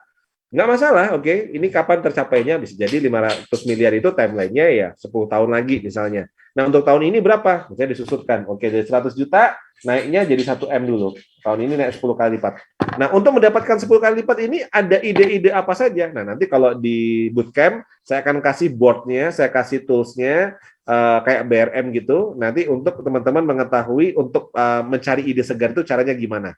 Nah, tapi di sini, di dalam option ini yang kita lakukan adalah apa? Kita membawa seluruh yang kita dampingi tadi itu untuk ikut berpikir, untuk ikut brainstorming, untuk mencari ide-ide segar. Nah, kira-kira gitu. Apa yang bisa dilakukan? Kita challenge mereka untuk melakukan 4C. Ini ada 4 cara pendekatan untuk bisa mengeluarkan ide-ide segar. Apa aja? Yang pertama, ide segar didapatkan dengan mencari inspirasi. Nah, jadi kita minta mereka pada saat challenge, oke, kita sepakatin ya, teman-teman tugasnya sekarang mencari inspirasi untuk bisa mendapatkan naik 10 kali lipat ini dengan cara apa. Nah, jadi nggak harus kita langsung yang memberikan solusi gitu ya. Nah, ini pendekatan coaching kayak gini. Jadi kita minta mereka mencari inspirasi dari mana? Bisa dengan cara googling, bisa dengan cara ngelihat video di YouTube, bisa membaca buku, bisa mencari workshop atau seminar atau apa. Nah, yang berhubungan, yang kira-kira bisa mendatangkan inspirasi. Nah, ini C yang pertama. Jadi kita minta mereka untuk apa? Mencari inspirasi. Nah, jadi langsung kasih PR kan pertemuan pertama setelah ketahuan, oke, di pertemuan pertama kita goal sudah oke. Dan reality sekian. Maka teman-teman, ayo sekarang kita brainstorming. Mencari apa? Mencari teman-teman tugasnya menginspirasi. Bagaimana bisa naik dari 100 menuju 1 miliar. Loh, coach, kita kan datangkan coach ke sini untuk menyelesaikan masalah ini. Loh kan kita datangkan trainer untuk masalah ini. Nah, seringkali kita akan ketemu tipikalnya kayak gitu. Nah, kalau mereka mintanya matang, nah berarti mereka nggak siap di coaching. Ya, kira-kira gitu, nggak siap untuk didampingi. Karena apa? Mereka nggak siap berkembang. Nah, jadi banyak nanti Anda akan ketemu dengan tipikal orang yang maunya matang. Mereka nggak mau belajar. Nah, maka saya biasanya kalau ketemu dengan yang seperti itu, saya balik gitu ya. Oke, walaupun saya tahu jawabannya, saya nggak akan jawab sekarang. Saya bilang kayak gitu. Kenapa? Karena saya pengen teman-teman tidak berkembang, bertumbuh secara instan. Kenapa? Saya pengen nanti peninggalan saya 6 bulan atau 1 tahun di sini, pola yang saya lakukan di sini, teman-teman bisa terus berjalan secara sustain. Jadi nggak ketergantungan dengan saya. Contoh, kalau teman-teman kayak gitu kan sama menganggap saya seperti ibaratnya kayak konsultan pajak atau konsultan keuangan. yang nanti pada saat Anda kena masalah pajak ya, terus Anda mengerjakan konsultannya ke saya, tapi nanti setiap bulan Anda akan tergantung dengan saya, dan ketika saya tinggal tetap nulisnya kan nggak akan bisa Anda teruskan. Nah, saya bilang kayak gitu. Nah, saya pengen ini mandiri. Nah, maka saya minta mereka mencari inspirasi dulu. Dengan apa? Cari di Google, cari ini, cari apa segala macam. Dan kita juga pada saat itu mencari inspirasi. Jadi artinya mereka mencari inspirasi, kita mencari inspirasi untuk mencapai goals-nya. Jadi sama-sama mencari inspirasi bagaimana caranya untuk kita bisa menaikkan 10%. Apa 10 kali lipat misalnya. Terus yang kedua apa? Konsultasi. Nah, jadi kalau ada pendekatan yang tadi itu adalah inspirasi, itu mencari ke Google apa segala macam, ada yang call a friend kayak gitu. Kita bisa konsultasi dengan expert, dengan orang yang ahli, dengan guru kita. Nah, jadi ketika ada kayak gitu, kadang Anda minta mereka untuk, ayo teman-teman coba konsultasi, cari siapa yang kira-kira paham di dunia ini, di dunia fundraising ini, yang bisa punya pengalaman menaikkan 10 kali lipat. Atau sekarang mereka sudah fundraising-nya sudah di angka 10 miliar, sana studi banding, konsultasi ke sana, tanya, ya, kira-kira gitu. Kita langsung kasih PR kayak gitu kepada mereka. Jadi proses learning-nya bukan kita langsung kayak, kamu harus gini nggak, maksudnya lakukan A, B, lakukan C, lakukan B, belum. Tapi lebih kita minta mereka, coba kamu konsultasi dulu, dapat apa? Nah, nanti kita diskusikan. Nah, jadi yang kedua adalah konsultasi. Nah, jadi yang pertama apa? Inspirasi, yang kedua adalah apa? Konsultasi. Nah, yang ketiga, kalau ternyata 1 dan 2 nggak dapat, ada yang ketiga, mengamati. Kita minta mereka mengamati. Mengamati siapa? Mengamati kompetitornya mereka, mengamati di internal yang sudah berhasil. Nah, ini kita minta mereka melakukan ini. Coba kalian lihat, ada nggak nih kompetitor yang lain yang sudah bisa 1 miliar per bulan? Ada, coba dibuat listnya, amatin ke sana gitu. Nah, kalau konsultasi kan orang yang sudah dikenal, yang dia mau mengajarkan. Kalau mengamati itu pihak lain yang mungkin bisa jadi malah kompetitor atau yang lainnya gitu. Kebayang ya teman-teman, dapat ya? Nah, kita minta mereka mengamatin. Nah, ini benchmark, lihat gitu. Bahkan saya punya pengalaman ketika saya menangani satu klien, ada kompetitor waktu itu mau buka ayam goreng juga, di depannya ayam goreng nolongso. Bahkan dia meng-hire konsultan dari Jakarta, saya tahu konsultannya, mereka mengamati outlet kami. Bahkan tukang parkir kami itu sampai bilang, Pak, outlet kita seminggu terakhir ditongkrongin sama orang dari seberang jalan, dia pakai stopwatch gitu, bukan cetek-cetek gitu. Jumlah konsumen itu dihitung Pak sama dia gitu. Bahkan dia kadang tanya sama konsumen kita dan lain-lain, dan dia juga kadang kalau pas makan siang dia datang ke tempat kita Pak, makan siang juga di kita salah satunya. Jadi sampai di kayak gitu kan dia mengamatinya hanya untuk tahu trafficnya, tahu basket size-nya, tahu ini. Jadi dia secara tidak langsung dia bisa ngukur di jam sekian berapa traffic, di jam sekian berapa traffic, di jam sekian berapa traffic gitu. Nah, itu contohnya dia mengamati kompetitor kayak gitu. Jadi ternyata betul gitu. Dia tahu, akhirnya dia membuat produk yang basket size-nya mirip-mirip dengan kita, jumlah dia ngikutin polanya, alur operasionalnya miriplah dengan kita, kira-kira gitu. Itu contoh sederhananya. Jadi yang pertama tadi inspirasi, yang kedua konsultasi, yang ketiga adalah dengan cara mengamati. Nah, terakhir yang keempat, yang keempat adalah dengan cara kita minta mereka meneliti. Nah, jadi ada orang-orang yang tipikalnya itu orang-orang pemikir gitu ya. Jadi ketika kita misalnya ada kayak gini, nah kita bisa minta mereka, ayo kamu coba teliti, kamu buat eksperimen, kamu buat penelitian. Ada orang-orang yang kalau ibaratnya bahasa saya meneliti tipikal orang-orang golongan darah A, kira-kira gitu. Golongan darah A itu dia sukanya apa? Sukanya dia meneliti. Nah ini kalau dalam golongan darah ini tipe-tipe, ini saya kok jadi keluar ke sini gak apa-apa ya. Ini A, ini AB, ini golongan darah B, ini golongan darah O, kayak gitu. Orang-orang yang di golongan darah O itu senangnya konsultasi, dia cari instan, ngomong, ketemu langsung, senangnya kayak gitu. Orang-orang golongan darah B, dia agak jaim dikit, dia mencari inspirasi, searching Google, stalking dan seterusnya. Orang golongan darah A, wah, saya kan thinking, saya mikir gitu, dia gengsi gitu ya. Nah, kalau golongan darah AB dia biasanya sukanya benchmark, ATM, amati, tiru, modifikasi, kadang-kadang ya ATP juga, amati, tiru, plug. Nah, ini kalau dalam polanya seperti itu. Jadi kalau dalam otak itu adalah kiri atas, kiri bawah, kanan atas, kanan bawah, kira-kira kayak gitu. Ya. Nah, itu pendekatan-pendekatan untuk kita mengarahkan mereka. Nah, Mana yang paling efektif? Ya terserah mereka. Yang penting kita sudah mengasih PR kepada mereka untuk brainstorming gitu ya. Brainstorming mencari ide-idenya. Sehingga dari 4 pendekatan ini, artinya 4-4-nya dilakukan ya. Saya minta mereka tuh melakukan 4-4-nya, ya mencari inspirasi iya, konsultasi iya, meneliti iya, terus mengamati juga iya. Nah, setelah dari 4-4-nya itu mereka lakukan semuanya, nanti ditabulasi, mereka kan punya banyak sekali option, punya banyak sekali pilihan-pilihan. Mereka kan punya banyak pilihan gitu. Nah, oke, dari inspirasinya apa, konsultasinya apa, dan kita kan bisa ngelihat mereka ini tipikal organisasi yang kuat di mana. Apakah kuat di mencari inspirasi? Biasanya kalau orang golongan darahnya B, Stephen-nya dia intuiting, itu senangnya di situ. Nah, kalau dia orang-orang yang golongan darah O, feeling, itu senangnya konsultasi. Kalau dia orangnya sensing, AB, itu senangnya dia mengamati. Kalau orang-orang thinking, golongan darah A, senangnya meneliti gitu. Itu kita, setiap organisasi itu punya style masing-masing gitu. Punya gaya masing-masing. Kita nggak bisa memaksakan satu pendekatan. Kita serahkan aja ke mereka gitu untuk mencari ininya gitu. Nah, ini pola yang selama ini saya lakukan, teman-teman. Fadol, silakan kalau teman-teman ada bertanya ya. Ini tentang option yang ketiga. Silakan kalau bertanya. Baik, teman-teman. Silakan jika ada yang ingin bertanya, masih ada waktu. Masih ada waktu 5 menit lagi dari schedule awal.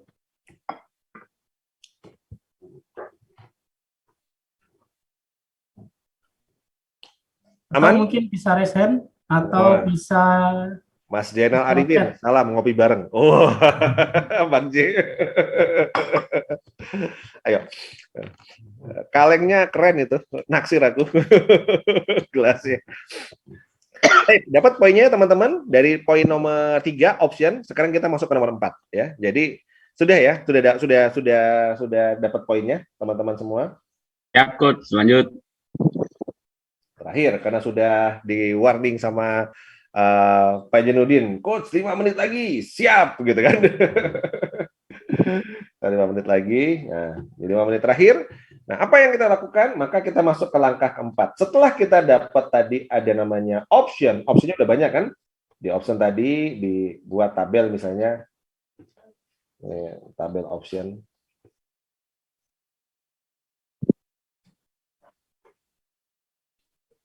Oke, tadi ada apa aja? Ada 4, masih ingat?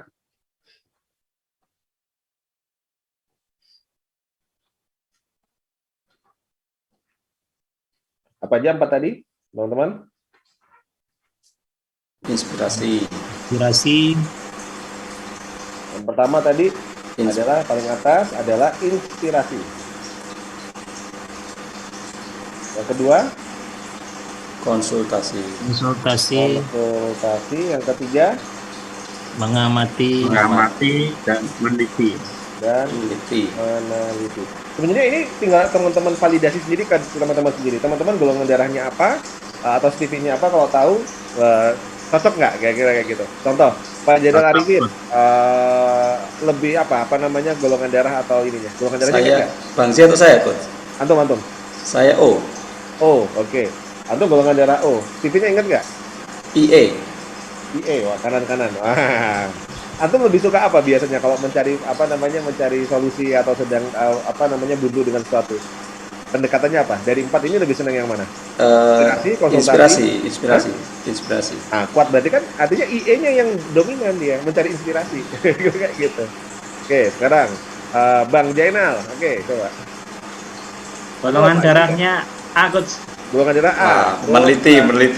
CV-nya apa? Ingat nggak? Cuma Steven-nya lupa, Coach. Oke, pakai golongan darah A-nya aja.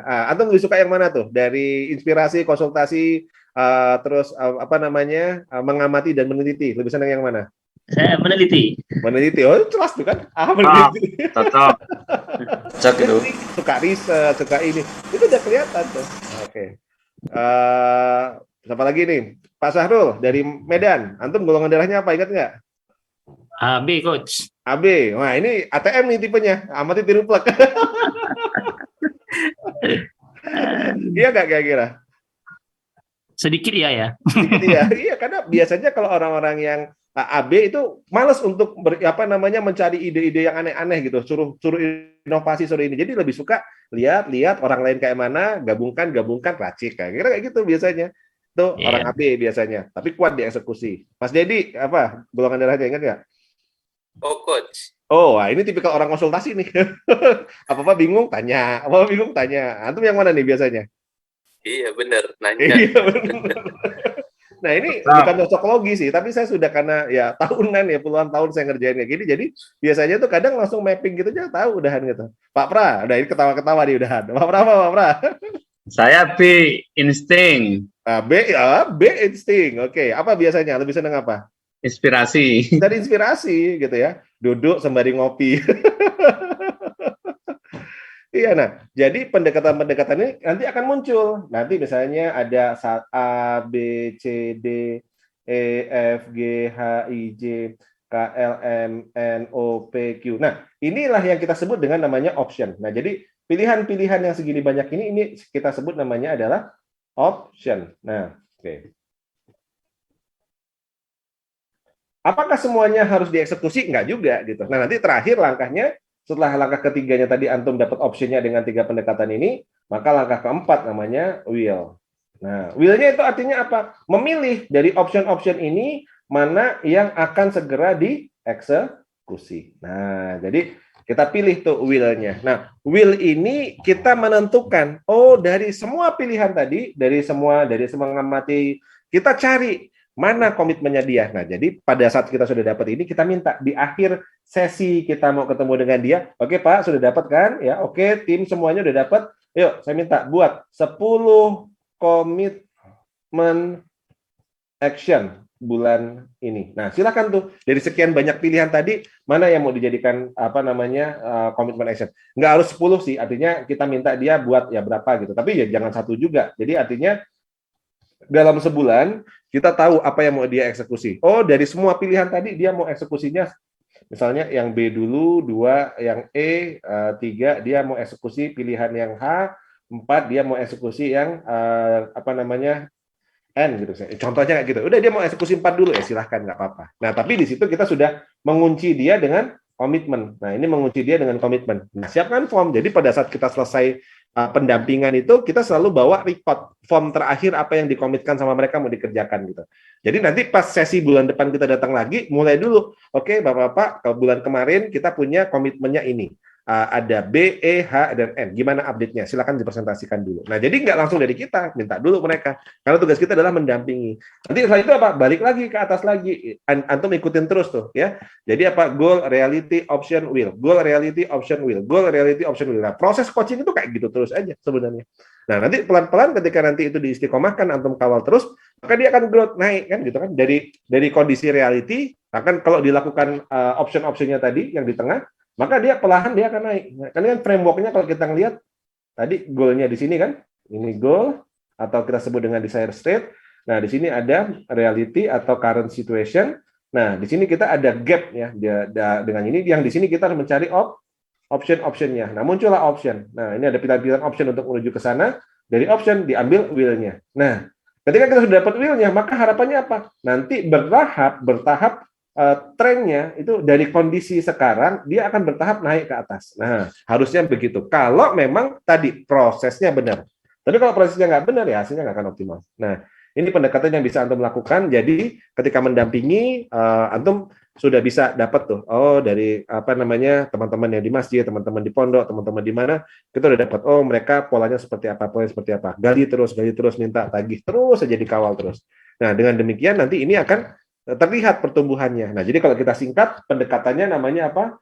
Pendekatan coaching prosesnya. Ya, kalau kita ngelihat, 1 goal, 2 reality, 3 adalah option, 4 adalah will. Jadi kalau disingkat adalah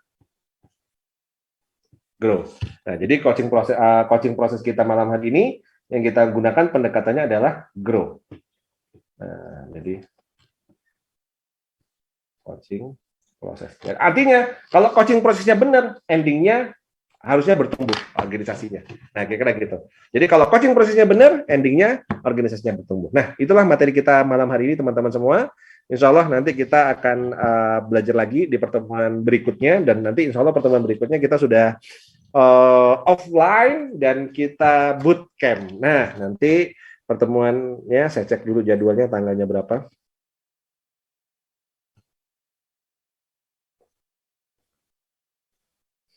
Oke, kalau ada yang mau ditanyakan dulu boleh seputar dengan materi kita malam hari ini. Oke, Bapak Ibu silakan teman-teman yang mau bertanya kembali. Masih ada waktu. Ada extra time.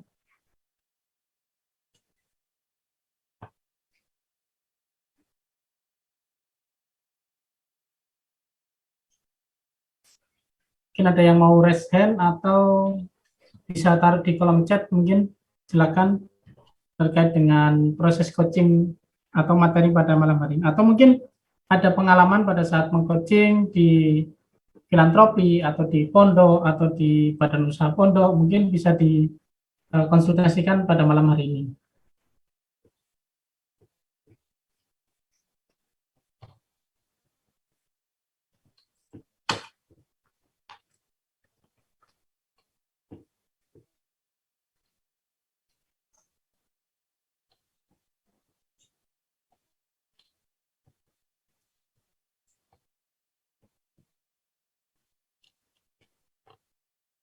Baik, jika tidak ada yang bertanya, izin bertanya kembali, Coach. Oke. Baik. Coach, terkait dengan tadi will-nya itu kan ada 10 komitmen yang akan dilaksanakan. Pada pertemuan berikutnya, dari 10 komitmen itu hanya katakanlah 7 atau 6 komitmen yang sudah berhasil atau sudah dilaksanakan. Pertanyaannya adalah, bagaimana dengan 3 komitmen atau komitmen yang belum dilaksanakan? Apakah itu akan menjadi komitmen di pertemuan berikutnya atau bagaimana, Coach? Atau dievaluasi dulu atau ditambah dengan 10 komitmen lagi seperti itu, Coach? Oke, bagaimana kalau seandainya cuman dia melakukan sedikit ya, cuman tadi misalnya 3 atau 4. Nah, maka itu memang kecenderungannya jarang sih yang langsung misalnya dia komitmen dengan 10 semuanya selesai. Saya biasanya ngelihatnya pasti masih ada. Selama itu belum dikerjakan, saya menyebutnya masih open. Kalau masih open, berarti pertemuan berikutnya saya tagih lagi. Jadi di dalam checklist saya itu dia belum saya close. Yang sudah close, saya geser, masuk ke dalam checklist sudah selesai. Nah, tapi yang belum masih open. Maka setiap pertemuan akan saya tagih terus. Tapi di ending pertemuan itu, saya minta dia untuk buat komitmen yang baru. Nah, tapi artinya kan dari situ kita bahas dulu. Kenapa dia nggak bisa achieve, kendalanya apa, faktornya apa. Nah, itu yang saya bilang kupas bawang yang kedua. Ketika dia nggak selesai, kan berarti ada masalah lagi di balik itu. Nah, kupas bawang yang kedua, kupas bawang yang ketiga gitu kulitnya sampai menemukan masalah. Nah, biasanya advice berikutnya lebih fokus kepada masalah yang belum diselesaikan gitu. Jadi bukan menambah kepada strategi baru, tapi kita dalemin lagi. Misalnya yang belum selesai adalah item B, C, D. Ya sudah, B, C, D itu kenapa nggak selesai? Nah, itu kita kupas bawang yang kedua. Jadi akhirnya melakukan 4 proses tadi itu, inspirasi, konsultasi, dan lain-lain itu untuk 4 hal yang belum kelar itu tadi. Nanti ketemu lebih dalam, ketemu lebih dalam gitu. Sampai akhirnya nanti inti masalahnya selesai. Nah, kalau inti masalahnya selesai, insya Allah nanti organisasinya bertumbuh dengan baik. Ya kira gitu. Baik, jazakallah, Coach. Mungkin ada teman-teman yang ingin bertanya. Silakan, mumpung masih ada waktu. Bang C, silakan bertanya, Bang C. Ya, ikutin dulu aja karena memang Afwan tertinggal beberapa pertemuan karena memang agenda barengan ini lagi ngatur ini enaknya gimana. Ini biasa penyakitnya orang sibuk ya. Saya hari ini tuh 5 Zoom. Luar biasa. Iya, kan. Aduh, jadi ini tadi telat-telat hadir aja deh. Jadi 5 Zoom dalam sehari di kondisi belum tidur sama sekali. Masya Allah. Sehat, Coach, sehat. Amin, amin. Amin, ya Rabbal Alamin, syukran. Nah, teman-teman, ini jadwal insya Allah pertemuan kita berikutnya. Jadi, setelah kita selesai dengan kelas online kita, maka pertemuan berikutnya kita sudah masuk ke pertemuan offline ya. Nah, pertemuan offline kita nanti kita akan berbicara tentang, jadi kalau tadi ditanya, apakah berarti wisuda? Belum, kecepatan wisuda. Ini jadi baru matrikulasi 3 bulan ini, dan nanti kita akan ada pertemuan offline. Nah, pertemuan offline itu kita baru kayak ibaratnya benar-benar teman-teman belajar secara komprehensif. Jadi ini kalau bahasanya Kiai En itu Bang En, 3 bulan ini kita masih takhribul qulub, proses dan seterusnya. Nanti Nah, pertemuan offline itulah nanti kita akan coba starting ya, bareng-bareng nanti terjun lapangan, dikawal, dipantau, dan melihat langsung proses dan seterusnya. Nah, bootcamp-nya ada 2 kali, jadi dari hasil kemarin koordinasi, jadi kita pecah dalam 2 kali bootcamp. Nah, bootcamp yang pertama, ini insya Allah nanti bulan depan, ya, bootcamp pertama bulan depan, tanggalnya berapa? Nah, ini tanggalnya, 3-4 November 2022. Nah, catat tanggalnya ya, 3-4 November 2022. Bootcamp pertama kita bulan depan. Ya, mohon maaf karena insya Allah lusa saya, keluarga dan juga 35 orang teman-teman dari SBC kita mau ada umroh bareng. Jadi baru bisa nanti bootcampnya terdekatnya adalah pulang kami umroh karena perkiraan umroh mungkin sampai dengan tanggal 1-an mungkin ya baru bisa sampai di Indonesia. Nah, maka mungkin 3-4 sepulang kami umroh nanti kita sudah prepare tanggal 3-4 November 2022. Di mana lokasinya? Nah, di mana kira-kira? Maunya di mana? Deng. Nah, setelah menimbang, mengamati, konsultasi, mencari inspirasi, gitu ya.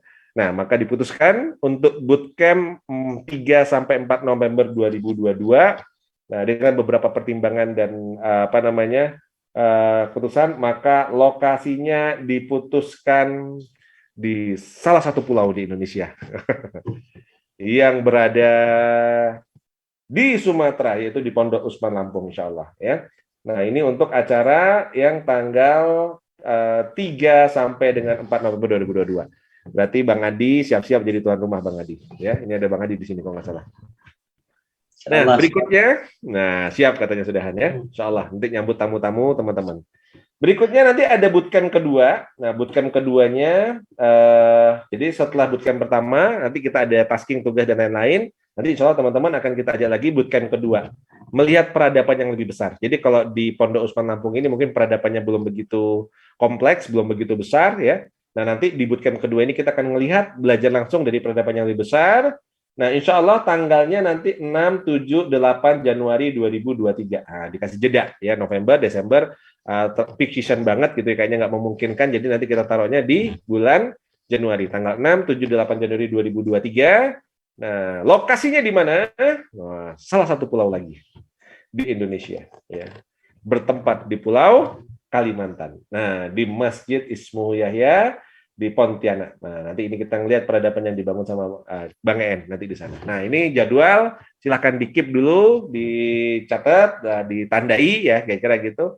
Nah, ini agenda yang terdekat ya, agenda terdekat kita. Insya Allah nanti tanggal 3 sampai 4 November 2022 nanti di Pondok Usman Lampung, dan nanti tanggal 6, 7, 8 Januari 2023 nanti kita akan belajar di satu peradaban juga yang sudah besar, sudah bertumbuh, nanti insya Allah di Pontianak ya. Nah, ini mungkin nanti teman-teman kegiatan dari PECI, Pesantren Coach Indonesia, teman-teman nyantri selama ini. Nah, nanti insya Allah nanti kita berharap teman-teman juga bisa sangat kompeten untuk bisa melanjutkan ya estafet dakwah di lokasinya, di tempatnya masing-masing. Semoga pertemuan online selama 3 bulan lebih ini bisa membawa manfaat buat teman-teman semua. Ya, saya doakan semua yang hadir. Semoga kita nanti bisa coaching bootcamp bukan hanya di Indonesia, tapi juga bisa di Baitullah, di Mekah dan di Madinah nanti ya. Insya Allah teman-teman semua mohon doanya, rombongan kami yang akan berangkat umroh lusa semoga diberi kelancaran, mabrur, kesehatan, dan saya doakan semua yang hadir di sini semoga Allah berikan rezeki yang berkah, melimpah, lapang, nggak apa-apa banyak ya Allah, yang penting berkah. Dan semoga nanti juga bisa umroh dan berhaji secepatnya, Allah undang ya, Allah mampukan untuk bisa umroh dan berhaji, dan semoga kita selalu istiqomah di jalan dakwah, ojo leren dadi wong apik ya, kata teman-teman kemarin di Yogyakarta ya. Insyaallah teman-teman, itu dari saya, yang baik-baik datang dari Allah. Ya, mungkin yang kurang berkenan mohon dimaafkan dan mohon ridhonya, sebagai manusia tempat yang salah dan hilaf. Kangen banget bisa ketemu secara offline teman-teman penggerak peradaban, teman-teman penggerak masjid, teman-teman penggerak pondok Quran, penggerak Baitul Mal. Semoga teman-teman selalu diistiqomahkan ya. Terima kasih banyak atas kehadirannya. Bang Adi dari Lampung, Mbak Sahrul dari Medan, Mas Prawoto dari Bojonegoro, Mas Jainal Arifin dari Nganjuk. MC kita hari ini yang luar biasa, Bapak sudah menemani beberapa kegiatan ya, ini kayaknya kita bareng-bareng di OYC 4 juga tadi ya, Pak Jainuddin, Kang Dedi dari Bogor, Mas Jainal Arifin OYC 3, Mbak Faida, Mas Ferry, ada Masya Allah ada Mas Ferry suruh sharing itu nanti pengalamannya kemarin Spiritual Enterprise ya, ngunjungin di Jogja gitu ya. Mas Muhammad Mahrozin, Muhammad Wafik ya, Mas Dimas, ada Kang Cucu, ada teman-teman Pondok Usman, Mas Andre, ada Mas Setia Budi dari Boyolali. Wah, ini Masya Allah luar biasa. Ada Usman Malang ya, ada Ilvi, ada Mas Andrianu, Masya Allah marbot luar biasa, tokoh pemuda penggerak peradaban di Malang. Ada Mbak Rita dari Bogor, Mas Herman, dan juga teman-teman yang lain yang saya nggak bisa sebutkan satu persatu.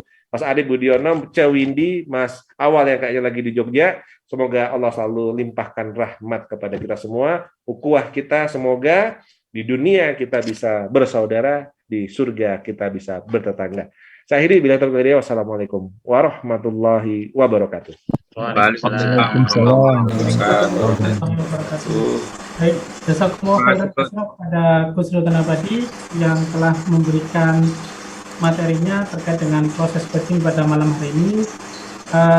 Pada akhirnya teman-teman kita sudah melewati 12 kali pertemuan dari PECI Pesantren Coach Indonesia melalui program penggerak peradaban atau P4. Mudah-mudahan kita diizinkan sama Allah, diizinkan Allah SWT untuk bisa hadir di dalam bootcamp yang pertama dan juga bootcamp yang kedua, yaitu tanggal 3 dan 4 November di Pondok Usman, Lampung. Kemudian bootcamp yang kedua tanggal 6, 7, 8 di Masjid Ismu Yahya di Pontianak. Semoga Allah memudahkan langkah kita, panjangkan usia kita, dan memberikan keberkahan kehidupan kepada kita.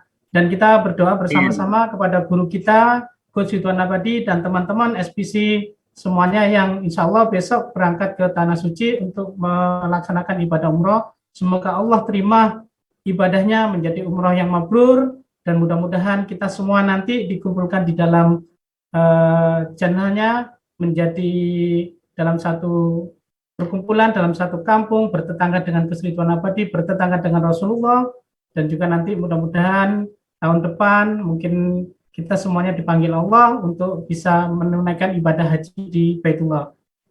Demikian dari saya, mohon maaf apabila ada kekurangannya. Kita tutup PECI pada malam hari ini dengan istighfar 3 kali dan doa kifaratul majlis. Astagfirullah.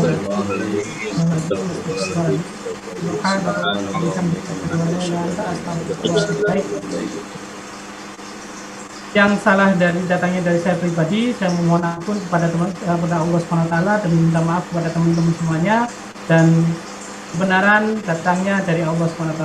Assalamualaikum warahmatullahi wabarakatuh. Waalaikumsalam warahmatullahi wabarakatuh. Jazakallah Pak C. Matur nuwun. Atur suwun Pak C. Pertama, semuanya duluan. Dan Advent. Pak Prawoto. Gresik, ayo, anak Gresik.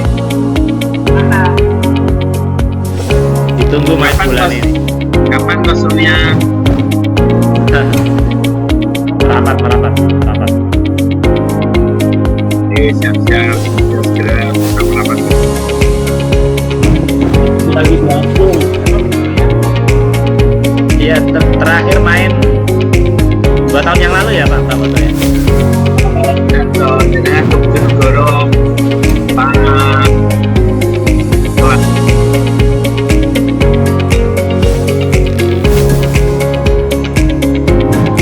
yang Jatim ayo kumpul di Gresik buat jam privat sama Benseng. Monggo ditunggu. Tunggu nginep di Gresik monggo. Baik nanti naik Gresik.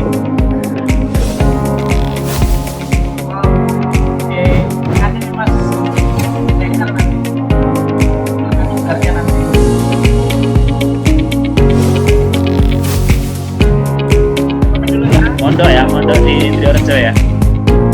Ya.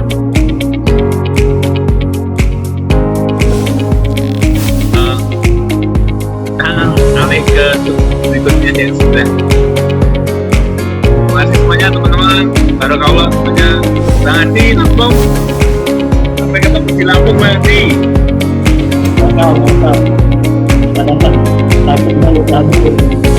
Lampung.